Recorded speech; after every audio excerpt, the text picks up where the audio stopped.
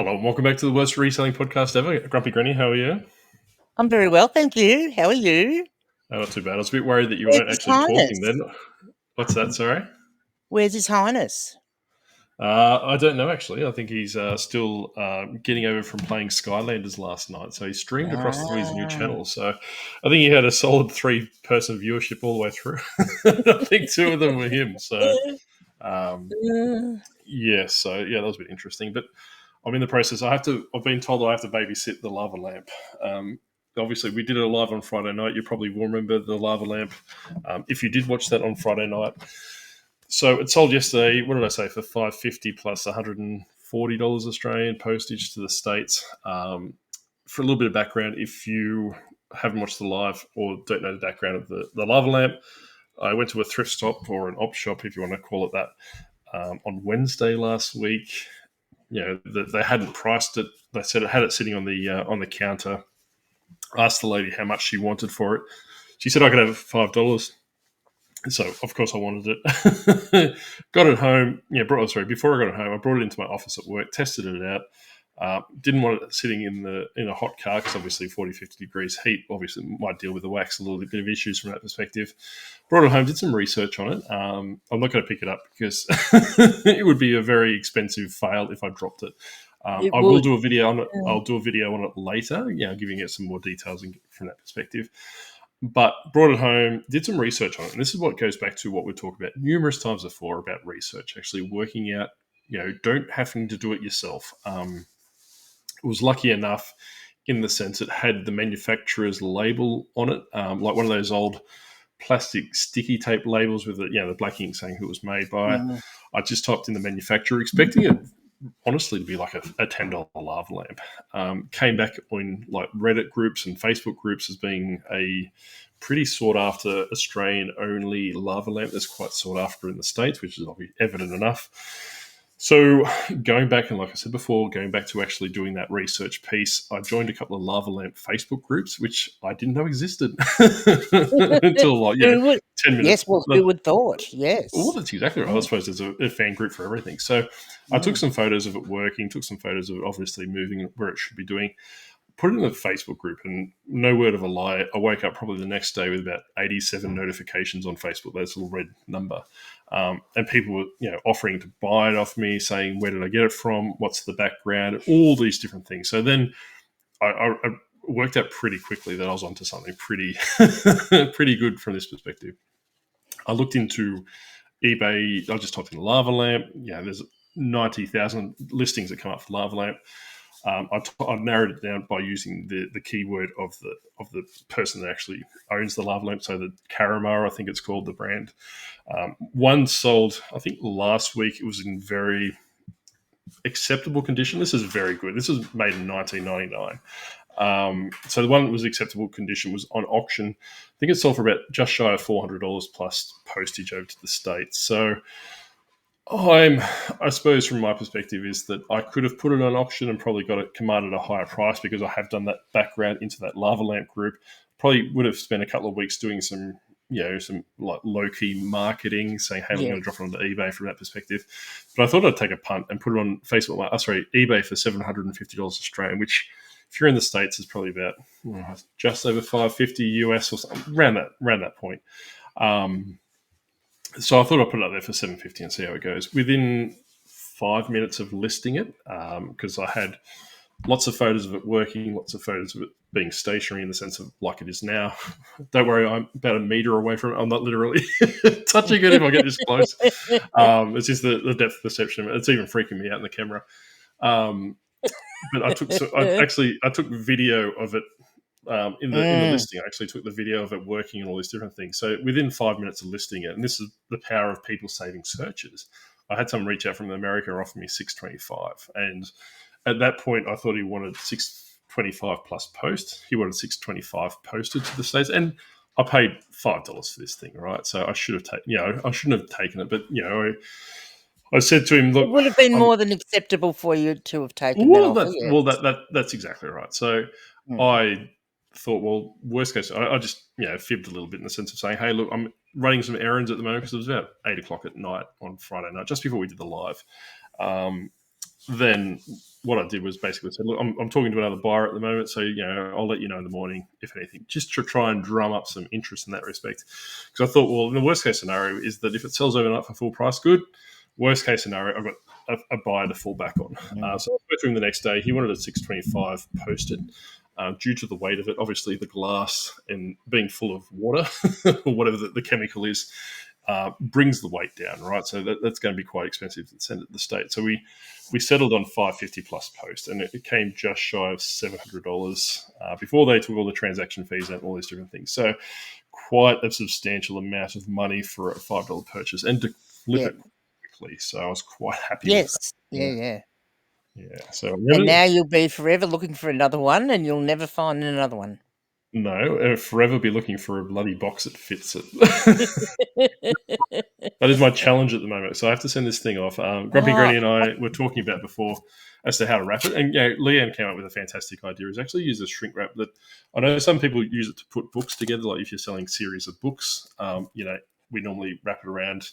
I am selling a series of Goosebumps books. Speaking of which, I do need to separate them and probably turn them into variation listings. But yeah, you wrap it around like this, and then you just put it in a satchel. Is that what you do, Leanne? Or it is, yes, for a bundle, yes. Yeah. So except I have a handle on mine, so it's good. So I can just, it rotates, so you don't. Yeah, it's much easier on a handle. I did have the paper handle. I don't know where it went. I think I might have had it in a previous one that I've just thrown out for some reason. But definitely, I think I got it from Bunnings or maybe an office. Yeah, Bunnings. So if you are selling books, probably grab one of these. From memory, it was $5. $5, I think. Yeah, around. Yeah, so it will last you forever and a day, right? You only need a couple of layers. It's like cling wrap for your kitchen and all these different things. So, long story short, we are probably looking at sending it in one piece. I do need to do the bottom bit still, and obviously go from that perspective. So, the top, the bottom, and what I'll do then is I'll wrap it in brown paper just to obviously take the edge off it.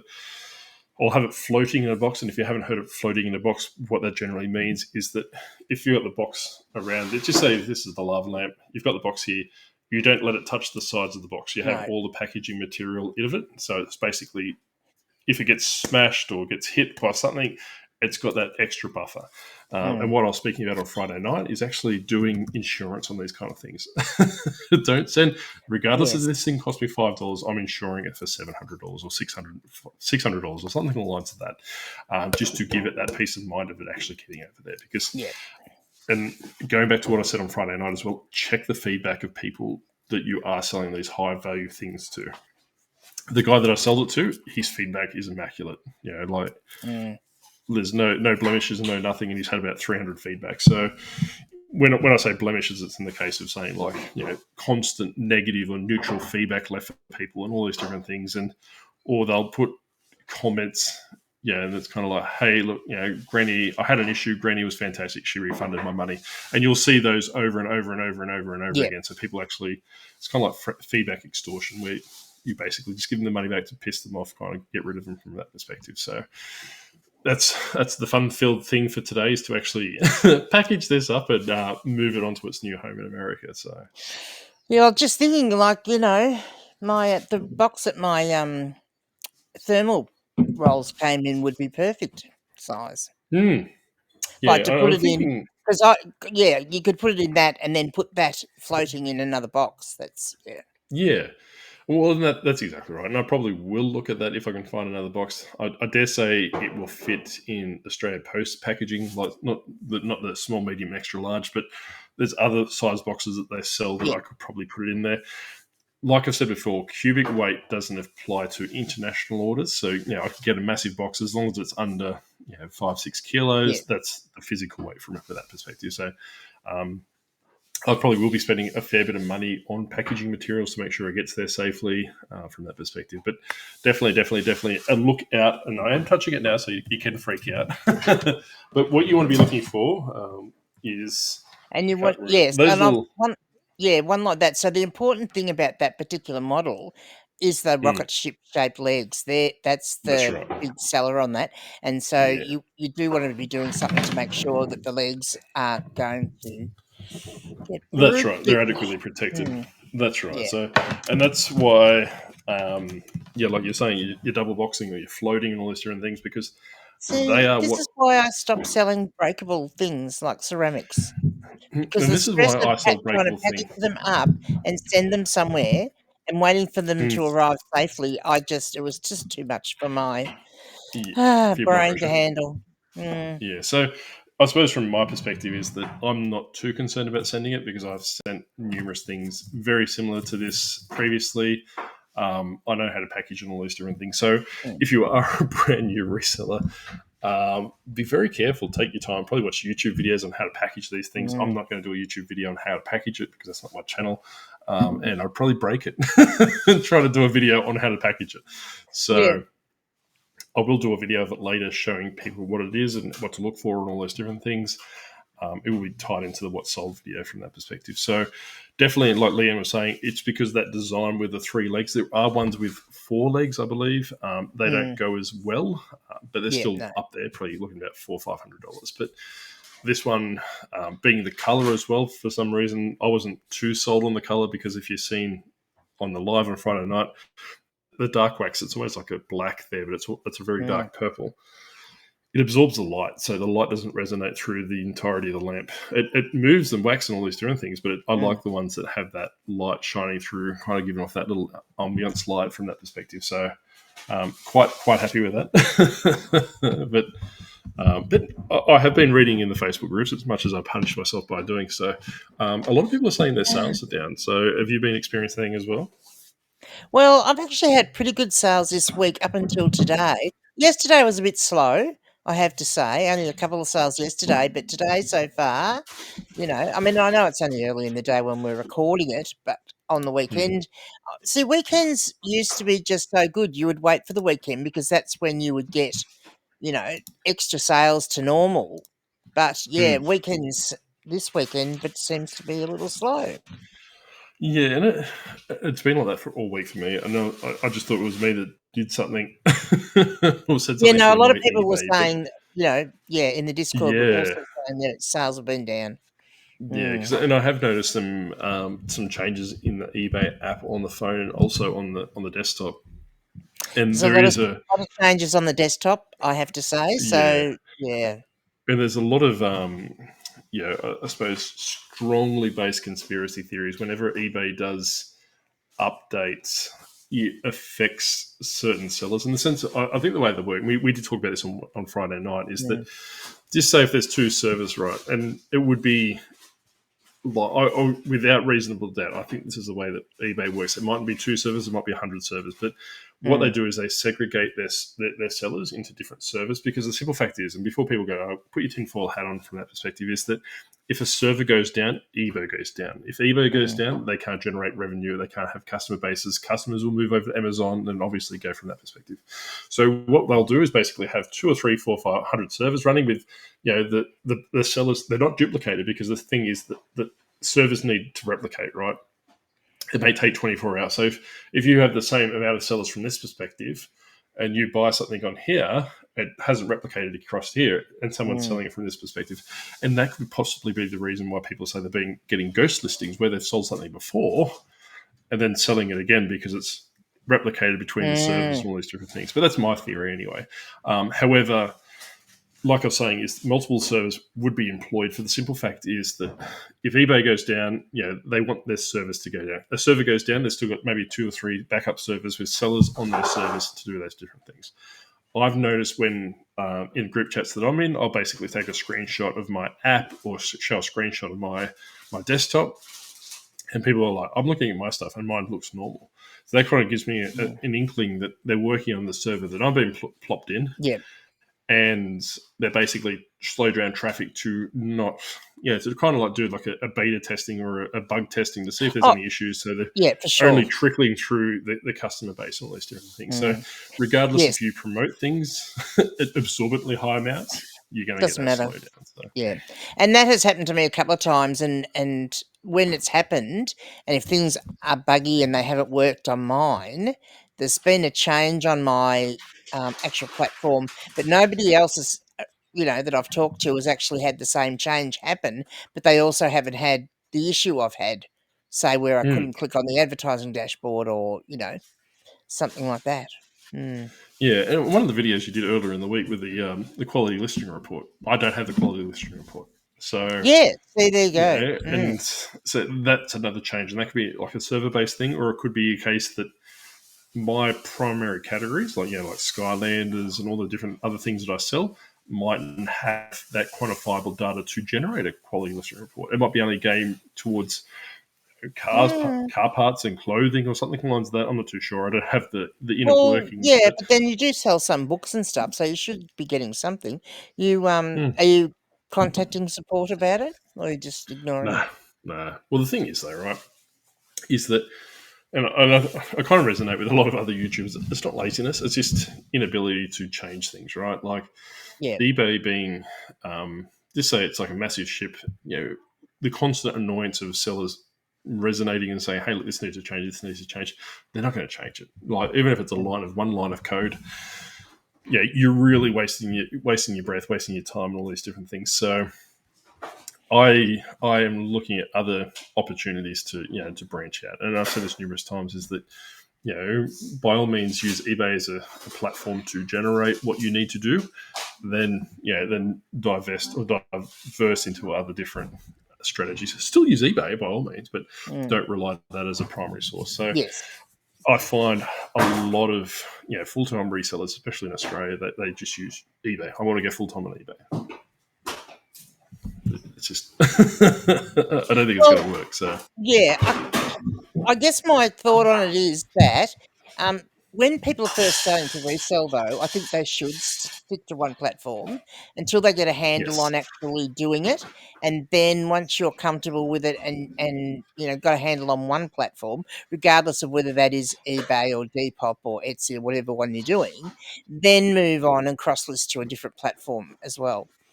Is and a really good idea. I agree with that wholeheartedly. And I had a few people reach out to me, in the comment section of the last video that I did from the What Sold one last week, is that they are looking at selling on eBay and they want that motivational piece to sell from that perspective, in the sense of, then I have had other people, and we have spoken about it before, is where they start selling on eBay on a Friday, then all of a sudden they pump out their first YouTube video on a Saturday saying, "Hey, look, here's how to make $100,000 on eBay." You're kind of like, well, you shouldn't be doing that. And it's nothing against that. People documenting their journeys and stuff along lines of that. But I really think that, going back to what you're saying, is that you should focus on that sole platform. By all means, do your footage of procuring your items and all those different things, but maybe release that 6 months after you start. Kind of do. Yeah, because we all know that a new seller gets a bit of a boost. Someone that's starting out, you get a good boost at the start. eBay, the algorithm puts your stuff up and gives you plenty of promotion at the start because they want to try and get new sellers on there and get new stuff on there. But it does slow down after a while, and then you've got to go and start doing the promotions and different things to keep.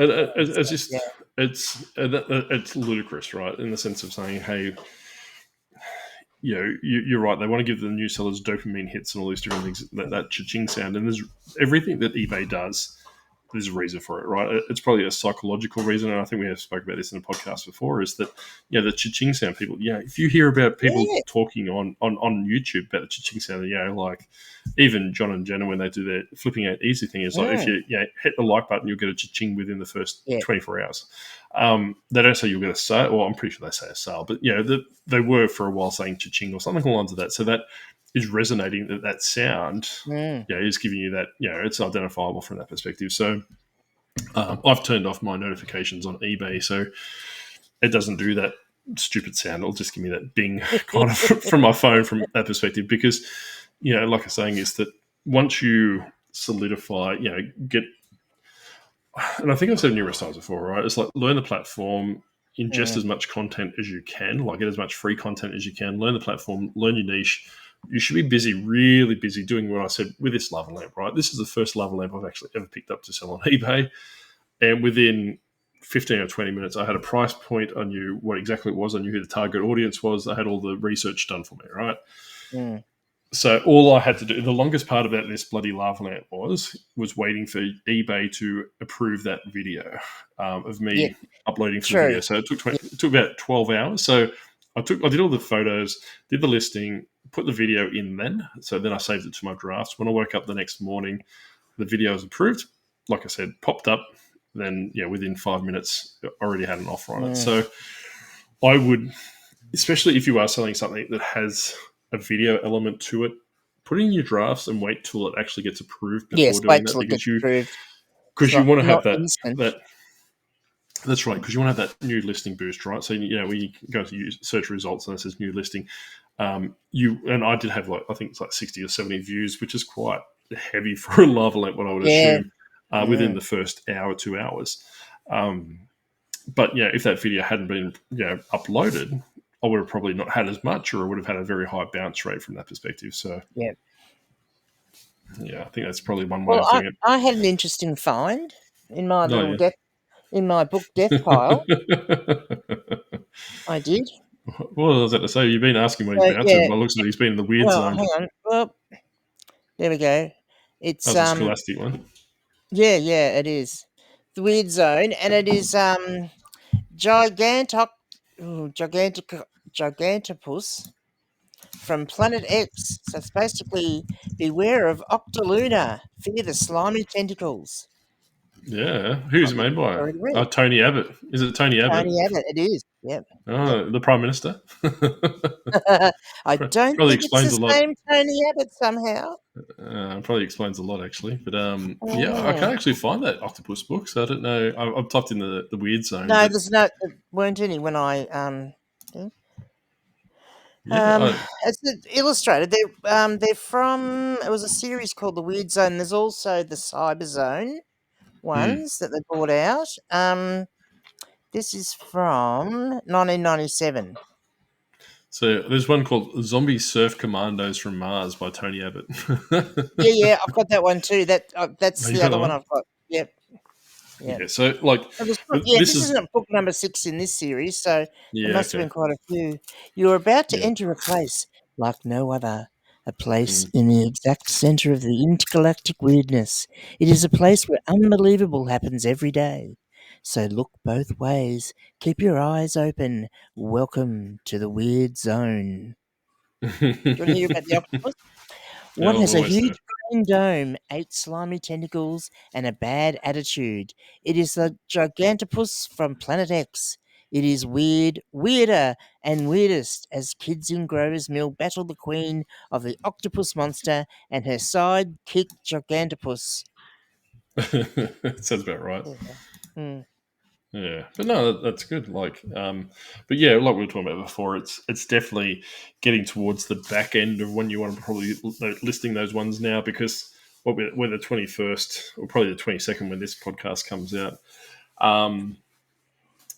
People are going to it's going to be a rush, for those kind of books and those kind of eerie Halloween products and stuff along that. So you may have a couple more days up your sleeve, but I think once you get to probably the 23rd, 24th, Halloween's probably going to drop off if you are selling any content from that perspective, because it probably won't arrive on time. They need to get it to themselves, so they're not going to order after that. And it's almost like Christmas as well, is that people, and I've been watching it on Instagram as well, is people have been watching horror movies every night, and it's almost like spooky October, right? So probably the start of September is probably that sweet spot to start loading your store up with Halloween products, and using keywords like Spookytober or spooky October and all these different things just to get from that perspective. Yeah, and going from that way and all these different things. And I have been dabbling a little bit into madness as well. So this is what I've been working on this morning when we were doing it. So basically, the octopus has been whipping me into making songs for his world domination aspirations. But I've done a bit of a Halloween playlist. So I do have an obscene amount of credits. I think I've got like over 2,100 credits, and it takes 10 credits every time I use it. So I've been doing a Halloween playlist, so I'll probably upload that. Oh, you do have a lot of credits, yes. Yeah, so like I said, is that you don't need to rope yourself to eBay and all these different things, because I think a lot of people are starting to realize, and what I'm finding on YouTube as well as people that have been doing it for a while, is that people, when you hear about full time, and we've seen it in our lives. We used to do last year, I think it was. I'm so excited. I'm going to give up my 9 to 5 in April and go full time. I'm going to work for myself. And it's like, you don't work for yourself. You work for eBay. Like, I can't stress that enough. Like, you become Yes. an underpaid employee at eBay. That's what really resonates, right? So you don't control how much traffic comes your way, how many products you say, and I don't particularly care what other YouTube reselling celebrities say from that perspective. You do work for eBay, right? Like, yes, you might name the store. You put what products you want in that store, but if eBay doesn't like those products, they'll vero them, they'll take them out, they'll delist them. Yep. If something goes wrong, you get whacked with a big stick, is what we're talking about on Friday night. Really, it's. Instead of having a performance report once a year, you get a performance report a day. So if you're happy with eBay, you get sales. If eBay is happy with you get sales. If eBay is not happy with you, you don't get sales. And what I was saying, like on Friday night, is that my sales are pretty much, with the exception of this Lovelet, which has pretty much dragged me back up to the point where I want to be on a weekly basis. I did half of what I did last week. Then this lava lamp, just purely by the profit margin in this bloody thing, has pushed me back up to what I need to do. Great from an average cost of, average sales price. Oh, yeah, right. Excellent for that. But so I would suggest, not new resellers, and I'm bouncing around a little bit today, is that once you start maturing as an eBay seller, move away from $10 items. I don't have any video games on my desk at the moment. $10 item, free postage, and all different things, where you have to sell 10 items to make $30 profit after all these different things. When you can, yes, I know they're hard, they're rare as hen's teeth. This is the first one I've ever come across, and probably the first one any Australian reseller's come across, right? But that I only have to sell one of them, opposed to probably potentially 400 other items a week to make the same profit margin on that very, very, very low scale. So start working out what you can do, what you can source, what you can sell from that perspective, and don't listen to people on YouTube because by the time this is rare enough, right? But if I start telling you to start picking up, battery chargers for cameras because they're a bolo, by the time this gets out, 3 people that watch us, it's probably going to do it. But if it's on a more of a higher channel, like like Tech and Sports or Retro Rescuers and all these different things, a lot of people ingest that content. They all start looking for these, and then the market just bottoms out. Because I would have already sold my stock out. So, and be aware too that if you are watching international content, no matter whether you are in the US and watching Australian content, or you're in the UK and watching US content, or in Australia and watching US content, that a lot of the products and things that they are able to sell over there, they don't equate over to your country, because there are different markets and seasonality and all that sort of thing come into play so much. So whilst they might be talking about certain things that are bolos, it's often senseless. There are some things that are bolos around the world, but there are others that are not. Yeah, and because we've on this channel, we've only got like a viewership of 4 people. I'll give you a bit of a bit of a freebie for nothing, is that if you are looking at sourcing things, if you have young kids, or if you have kids that rely heavily on YouTube, like kids or content from that perspective, watch what they're using. Like, say if they're basically watching an influencer, an influencer might be peddling their own products. For example, my daughter is really infatuated with these blind boxes at the moment called AFMAO. I think AFMAO is a female YouTuber that does Minecraft content. Okay. And there's like little plush cat in a blind box. So you basically got 6 or 7 variations. You don't know what you've got until you open the box, right? So if they start salivating over this and keep asking about AFMAO, or they keep asking about Barbie, or they keep asking about this specific product, not a generalist product in the sense of saying, hey, I want a Barbie. Well, I need the Barbie that with hair changes color and all these different things. Start putting this in the back of your head, because that's what I used to do when my older kids were quite young, is that I would watch what they would gravitate to in a toy section, right? Then basically keep an eye on to see that one on clearance and how the stock levels was going from that perspective. If there was a lot of kids in that toy section, gravitating to that certain point, where they might be looking at a Lego set, they might be looking at a blind bag or something along the lines of that. If you can't move in that section of the toy section because there's 100 kids handling around that toy, that's probably a bolo that you probably want to be investing in, regardless. paying full price. You don't necessarily need to wait till it gets on clearance. If you have the stock, you can name the price. And like I was saying before, is that's what I was doing probably 2015, 2016. And that still resonates. It's a little bit harder now to work out, but it is there. So like I was saying, is that join Facebook groups, join Reddit groups, all these different things to see what people are looking for Christmas and all these different things. Build-A-Bear groups, like I was saying before, is that when I was importing Build-A-Bears from America, you kind of get that frenzy because people in Build-A-Bear groups, grown people, mind you, would be like, oh my God, they're not bringing Jack Skellington Bear to Australia. And they'd be up in arms. And, then they'd have like screenshots of where they've sent an email to Build-A-Bear saying, hey, this is bullshit because you're not bringing Jack Skellington Bear to here and we want it. And they're like, well, sorry, Leanne, Jack Skellington's an American exclusive. They didn't make enough to service the world or service the requirement overseas. That's when you get in and start working out your fodder. And basically, once you've got them secured, have them in stock. So don't basically rely on pre-orders or something along that. And I have seen this with the PlayStation 5 Pro. There's a special edition that's limited to like 10,000 units worldwide. A lot of people were taking pre-orders for $10,000, $15,000, getting that money, then having their orders cancelled because the stockists were overselling their stock allocation. So that's a grounds to probably losing your eBay account, right? But with these Build-A-Bears is that if I bought them from Build-A-Bear Australia, I sent them to Florida, or as soon as they arrived in Florida, I would take a photo because they take a photo for me, and I would put it on a Facebook group or put it on eBay saying, hey, look, stock is incoming. It's currently in transit to Australia. I expect shipment a week's time, from that perspective. And you will have people going, all right, let me know. And it's like, hey, Leanne, don't be a scammer, don't be a scumbag and, take people's money and don't deliver. But this is what you can do and start building your reputation within these groups. You could potentially, and I'm not recommending it because I don't do it myself, is that get that little blue tick that verifies you as a legitimate account, especially if you are looking at importing all those different things. I probably wouldn't sell it for eBay rate in those groups because if you get known as a scalper or a reseller in those groups, you've done your dash, right? However, if it costs you $100 to get the product over here, which is probably realistically when you take the things in there, put $50 on top of it plus postage. So, hey, it's going to cost me $100 for my time and convenience. I'm charging you $50. Then go from that perspective. So you can start building that reputation from that perspective, but then put it on eBay for $250, and people will buy it off eBay as well. So these are the different things that look at it from that perspective. Because I was that kind of leads me into an article that I was reading during the week.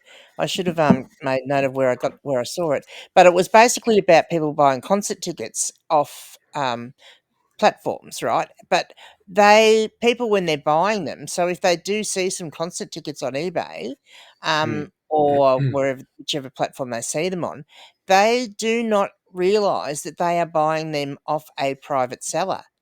And there are scams that are going around with those. They actually believe that they are buying them off eBay. And that's what all your products that you put up, and no matter how much you market your store, to a certain extent, the bulk of people that buy are believing that they are buying things off eBay this reputable seller, not an individual. Well, and that's that resonates with something that I picked up earlier in the week, is that I was watching some content. I want to say Flip Fox Finds, might have been their Instagram post or something along that, and it kind of gave me the eerie feeling that they were promoting their store on eBay, right?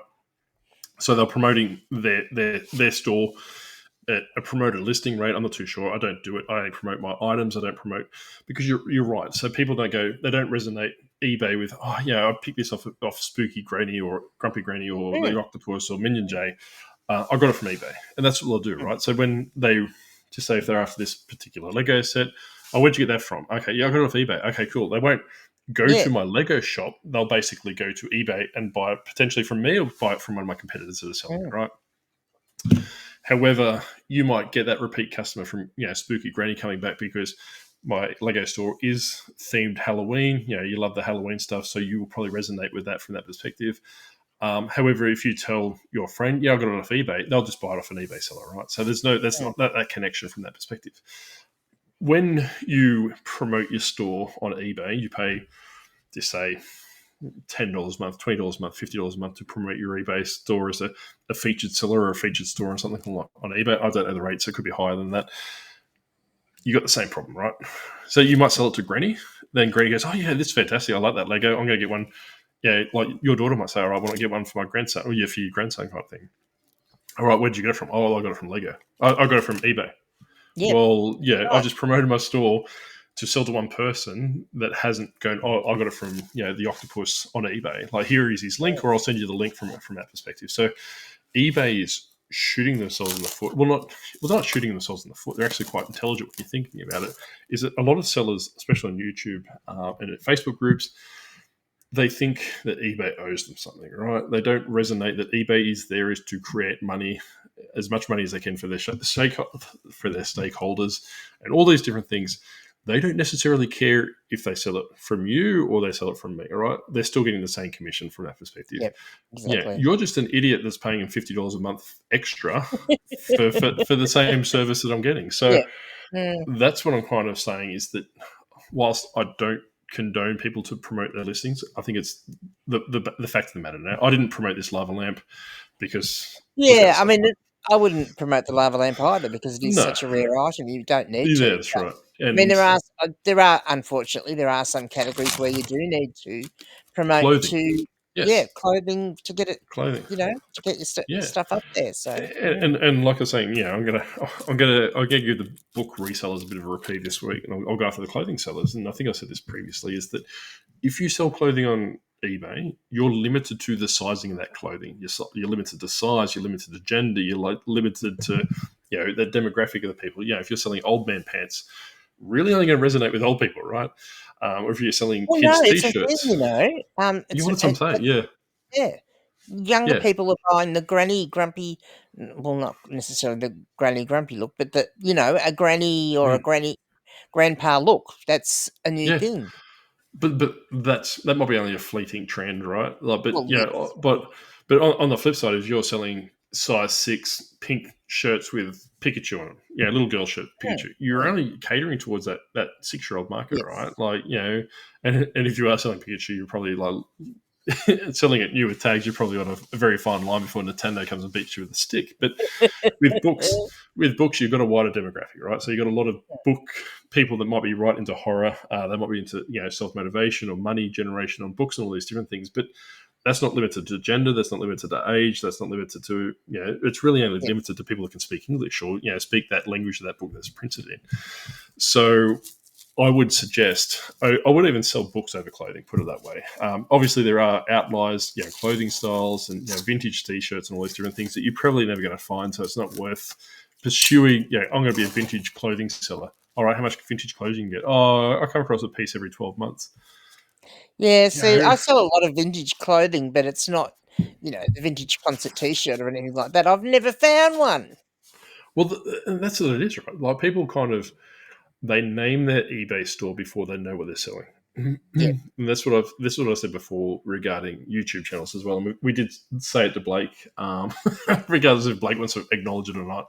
Where he was basically life of a reseller or lifestyle reseller. I can't remember what he was going by, but he hasn't done much reselling content. He's been talking about his diets and all these different things and his quality of life, which is fantastic. I quite enjoy that content. As much as I give Blake crap and stuff, he doesn't watch it, so it's all good. We can badmouth him. But if he's pushing that content, if he's pushing that content, and it's not reselling content, the algorithm in YouTube's really becoming very confused with what you're doing. Yeah. And this is what I said previously: is that my eBay store, my YouTube name, Grumpy Granny, with her eBay store and her YouTube name, are very generalist, right? So we're not saying Octo's vintage tees and Skylanders. Because if you start selling, books or you start selling things outside that, people aren't going to resonate from that perspective and all those different things. By all means, build a brand, build something you're a bit synonymous with, like, all right, I'm looking for Skylanders. We'll go check out the Octopus because he sells Skylanders. Or I'm after vintage books, Australiana, or I'll go check out Granny because she's fantastic in that capacity. But don't pigeonhole yourself into it. I found that the reason, and I have said this on Friday night as well, is that you need to be very agile, especially selling on eBay, right? Like, because all of a sudden, and like I said it on Friday night, I shot myself in the foot with Skylanders, talking about it because I was quite passionate about Skylanders. Skylanders have almost got to the point where they've actually priced me out of the market now. So I can't get them. I would go around the corner on Facebook Marketplace and pick up a big school bag, like a kid's school bag full of Skylanders for $2, $3. Now people are wanting hundreds of dollars for garbage, right? So it's probably me. Yeah, because there's been some silly person on YouTube saying how much they're worth. That's why. Well, that's exactly right. And it wasn't so much from an egotistical point of view. It was just because you're passionate about it, right? You want to talk about things that you're passionate about, what you know about. Because what I've quite quickly learned, and there's nothing wrong with this, is that people gravitate to the easiest thing, right? So if I say, hey, look, this particular Skylander is worth $100, they'll start looking for that particular Skylander. They won't do the reasoning into why it's worth $100. They won't do all the different schematics. They'll just basically want to be spoon-fed this information, right? So I honestly think those people in the reselling space are not long for reselling. So you kind of find them on Facebook groups, YouTube comments, all these different things, especially TikTok. Those Facebook groups. Yeah, where they basically go, my sales are dead. eBay hates me. And I've said this numerous times before, is where they ask a legitimate question, like a really intelligent question, which is kind of out of character for a lot of these people. And as horrible as that sounds, then they delete it. Everyone answers the question like really, really common sense like stuff, which basically could be a pinned comment or basically in the top of the page saying, hey, look, these are the questions we get asked on a regular basis. Go here for your answers. I just delete it. And I'm kind of like, well, no, if that was my Facebook group, you did that, you get one warning, you do it again, see you later, you're not coming back ever. You're literally being kicked out. I mean, I think that's one of the good things with my Discord channel. I'll just plug that if you're interested in joining the Discord, it is free. Go to my channel, you'll find the link up the top. But one of the things is people can ask questions like that. And the difference being that they'll get the answers, but that information stays in there. So if someone actually goes into the group and goes into that particular category, they can search that for something and they'll probably get the information they need without actually having to ask again. Yeah. Because it's already there. And that's what you want to do, right? Is that I'd be very heavy-handed, and this is probably quite possibly the reason why I haven't created a Facebook group. A, because I'm not egotistical enough to gatekeep it, and B, I'd be too egotistical to kick people out because these are the kind of things, and I see on a regular basis. And it's this one particular person, and I know I've had a go about them before, and they're as much as I'd hate to say they're a nobody, right? They aren't anyone in the community of worth of note. So I'm not picking on YouTubers, not picking up anyone. There's just a general person that resells. They ask 99% of their questions are just fucking moronic. I can say that because we're really close at the end of the podcast. But there's always a diamond in the rough. Nobody will be left watching it. Yeah. No, that's right. Yeah, we'll offend the one person left. Oh my god, he said that word. There'll be occasionally a diamond in the rough for this person, right? Then people would legitimately answer it. The amount of knowledge is what I like to see in regards to that, right? So then they'll just turn around and delete it, and you're kind of like, all these people just wasted all their time putting all that content into that answer, that information, which is phenomenal. It's free, it's accessible and relatable to a lot of niches on a lot of eBay stores and issues, and you just delete it. And I'm like, I don't get it. What's the point? Well, that's because I think in their mindset is that they've had the question answered. They just want to clear the space up. And I can't even. I've ran out of fingers and toes the amount of times that this person's done it. Literally. I would have kicked him out by now, for sure. Well, and that's exactly right. And that's what I'm saying is that I don't go to those Facebook groups anymore, or to engage with them very often because, you've got egotistical people besides myself, in the sense that have been reselling. It started on Friday, on Saturday they're experts, and they're going to tell people how to run eBay stores. Then 2 seconds down on the feed, they'll be asking a question like that. They might say all that, and then they still don't know how much.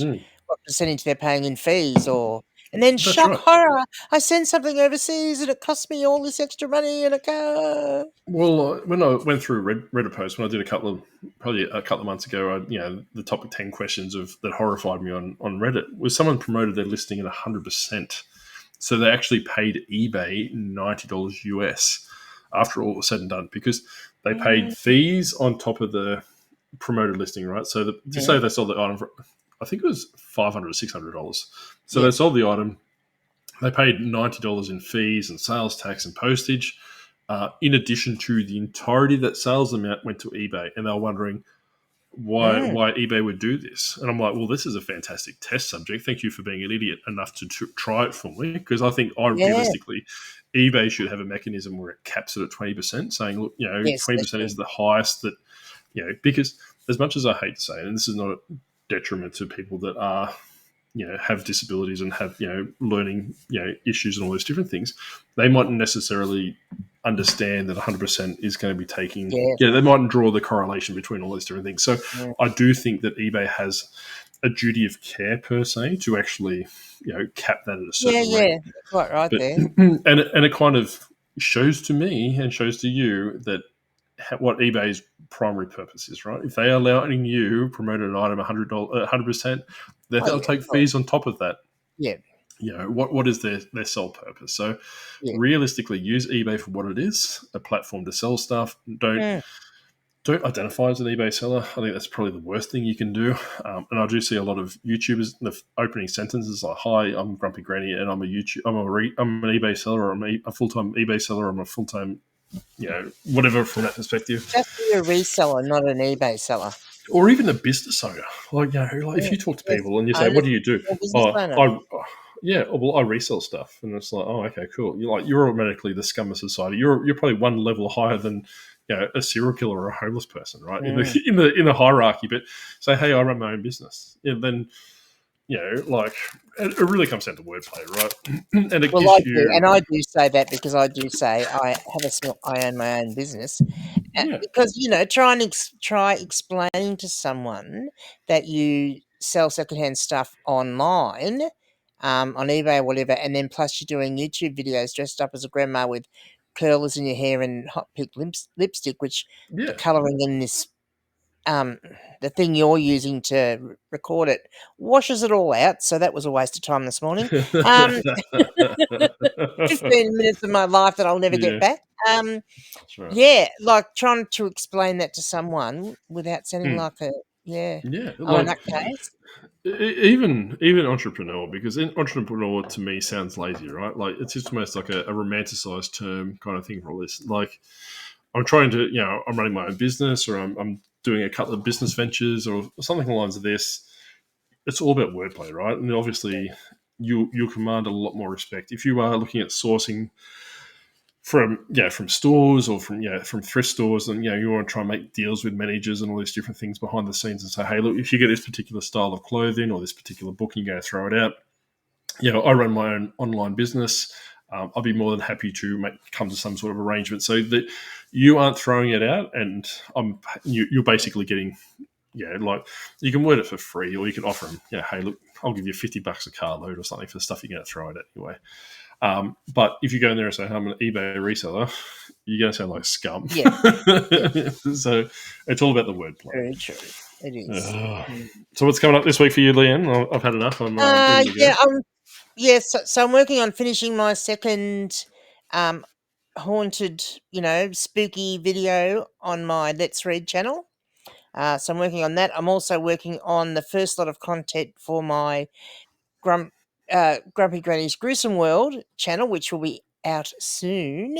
I'll be opening that up, and I'm going to be doing something quite interesting on something new and Halloween, I guess, kind of themed, but not. But it will tie in with Halloween, something we've been talking about before the podcast I'm going to try, which I will be doing on this channel. So keep an eye out because you'll find it quite interesting. I hope. That's excellent. Yeah, well, that's good. Like, I think definitely, if you are a content creator, if you are just an eBay reseller, this is probably the busiest time of the year with the holidays coming around. A lot of opportunities regardless of what you do from that perspective. So Q4 from a reselling perspective, Halloween, Thanksgiving, Christmas, Krampus Festival if you're in Germany, all these different things that you could basically leverage off on all these different things. And if you are a reseller and if you are newish, in the sense I wouldn't say if you're brand new, but if you're newish to that intermediate stage, start looking at holidays, maybe a week before the holidays.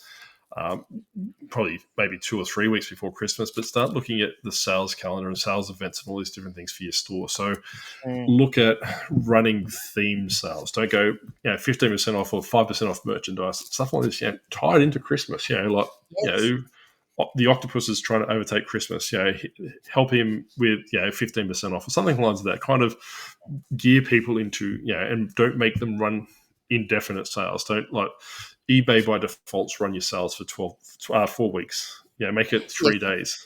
Yeah. I normally do it over the period. The better, really. Yeah. I normally do it.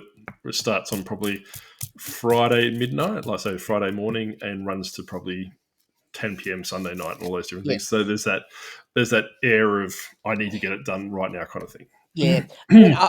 Typically, if I could, I would do 48 hours because I think that's a good timeline. But when you start your sale, you've got to give it a chance to be indexed and on the platform. So you kind of need that half a day at least start it. So if you want like a 48-hour sale, realistically, you've got to actually start at, say, midday on the Friday before, like the day before. And the reason why I said midnight Friday morning, so 12:01 a.m. Friday, is because especially if you're catering towards the international market, you basically, like Leanne was saying, it takes about 6 hours to germinate through eBay for your sale. Yep. You are getting that first load of US buyers if they are looking at it. You're getting, now that the football season's moved away, so people are free on a Friday, Saturday night primarily. They are probably looking at sales and all these different things. Run newsletters, doing newsletters. Don't do a paltry 5% off stuff, right? So I would strongly suggest probably at least 15% minimum if you're doing a sale, and exclude those products with a very tight profit margin on. I wouldn't do a 20% sale on that. Yeah. And look, honestly, and I don't know why it is, but I've tested a lot of percentages off, in whether it be a coupon or when I'm sending out an offer or a sale. I just find that odd amount works better, whether it's because people just, their eyes glaze over those normal 5, 10, 15, 20%, like, because they see them all the time. Whereas if it's a different figure, like, say maybe 8%, or, if you're going to be stingy, or maybe 12%, 13%. 13% is perfect for Halloween. Like, let's face it. So So and I suppose quite quickly, piggybacking on the back of what you just said, then is that before we wrap it up, I normally do 8% sales, with the cling wrap in his hand. Yeah, that's right. So I'm gonna string someone up, but I'd normally do 8%, right, because that ties into the theme of the octopus, right? So Octo's 8 off or something along the lines of that. So people would resonate. But like you're saying, right, if you don't have that branding, you don't have any reason behind that numbering, like, it might be a Friday the 13th sale, right? So 13% off, scarily good deals or something along this. Or don't miss out, or you'd be unlucky to miss out. You'd be unlucky to miss out on, Grumpy Granny's, 13% sale, something along the lines of that. But, if you have that brand behind yourself, like the octopus, 8 legs, 8 arms, or whatever you want to call it, Grumpy Granny with the Friday the 13th sale, I probably wouldn't do a Halloween 31% off sale. It might be just a 10% off October, or like something, play with the words, but definitely use the wordage.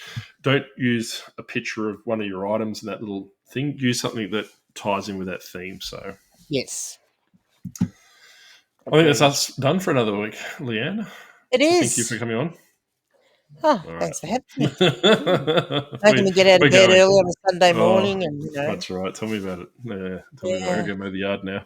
Anyway, we'll catch you all next week. Thank you very much for stopping by, and we'll see you next time. Bye.